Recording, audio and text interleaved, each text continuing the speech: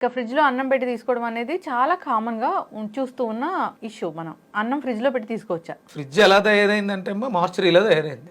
రీసెంట్గా ఎవరి ఇంట్లోనూ చూసా. ఇక వాళ్ళ ఇంట్లో మొత్తం అన్ని సరంజామా అంతా కూడా ఫ్రిడ్జ్లో ఉంది. అంటే పూర్వం నిల్వకి వస్తువులు ఉండేవి. నిల్వకి పప్పులు, నిల్వకి చింతపండు అన్నీ కూడా నిల్వలు పెట్టేవారు పూర్వం. ఎక్కడ పెట్టేవారు?